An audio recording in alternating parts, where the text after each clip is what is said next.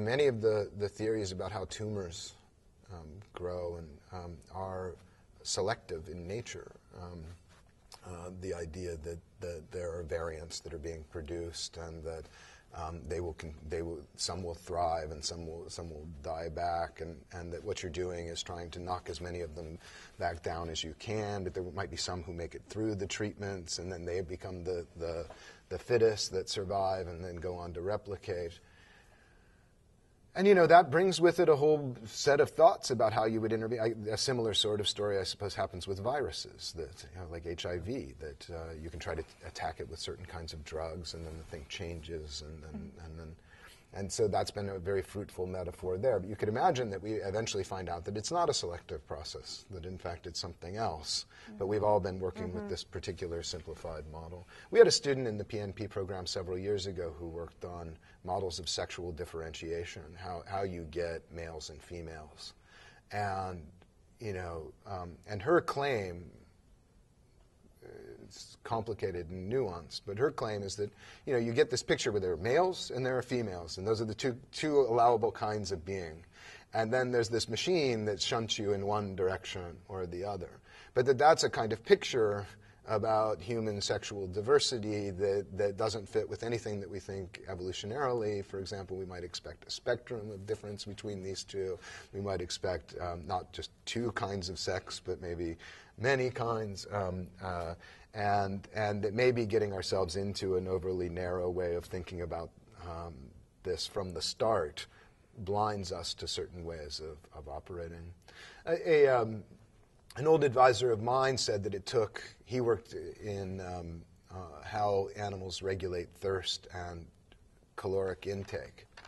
And he said that the community operated for 30 years on the assumption that they could do it all with excitatory systems, that they were always looking for the thing that turned hunger on, but very little on the kinds of things that turned it off. And the idea that they had to bring inhibition into the story was a relatively late comer. And, you can find this in, the way more attention until recently has been given to excitatory cells in the brain than to inhibitory cells in the brain. Or, we think about the brain as a kind of complex telephone or set of telegraph wires sending signals to one another.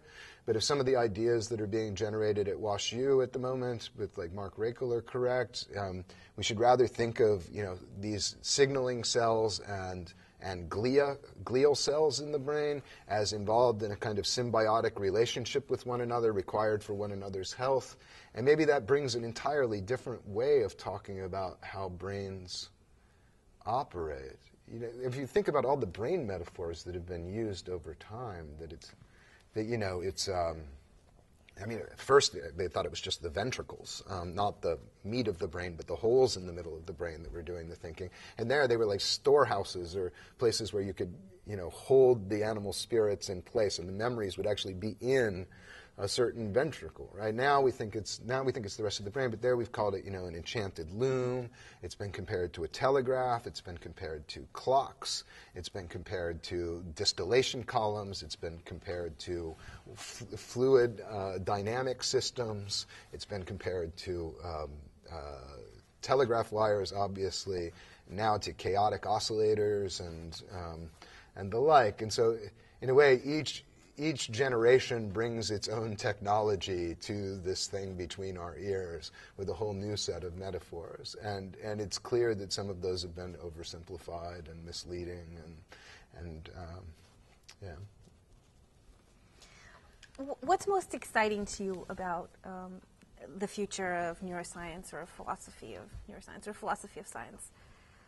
What are you looking forward to in the next 20 years or maybe within your lifetime that would be the best thing ever? I think that I'm hopeful. I'm hopeful that what we're learning about brains will give us ways to regenerate damaged brain tissue and to prevent different kinds of brain disorders.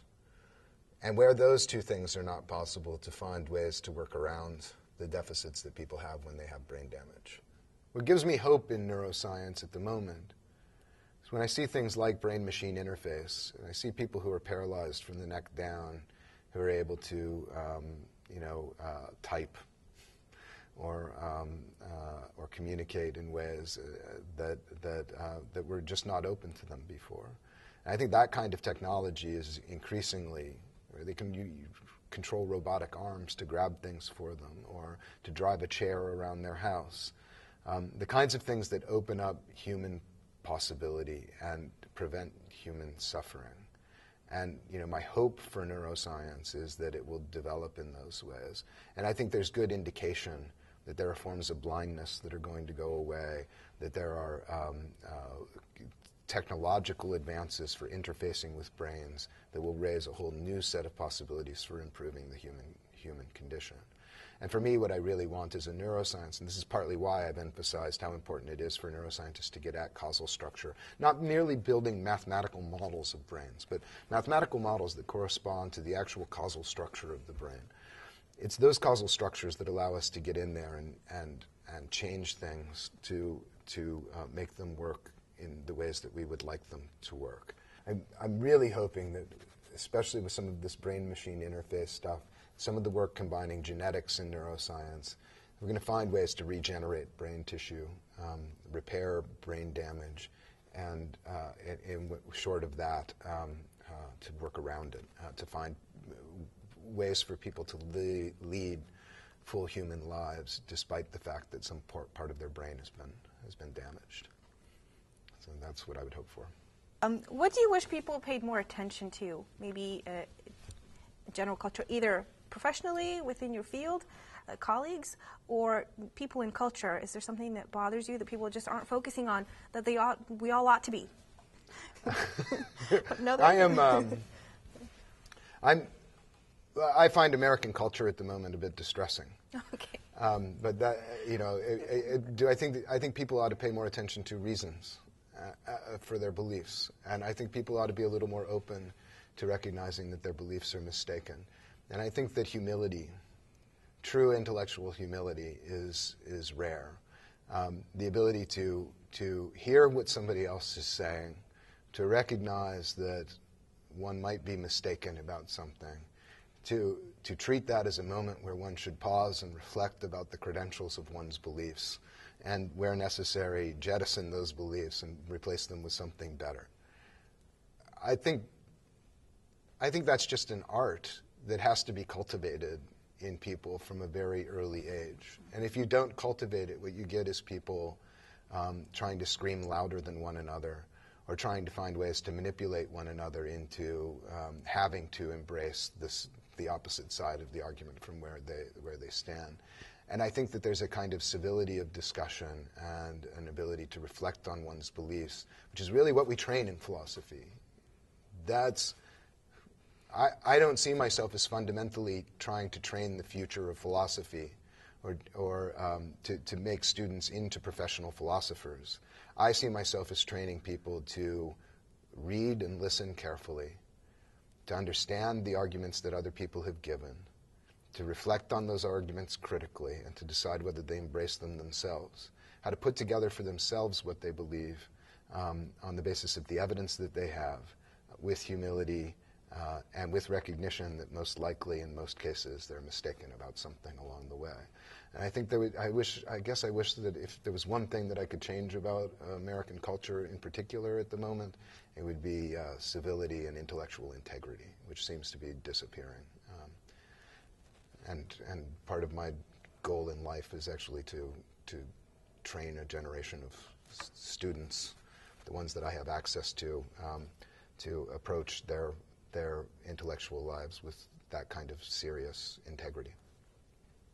Well, thank you very much. It's been such a pleasure to talk to you. Oh, it's been a pleasure to talk to you as well. Thanks.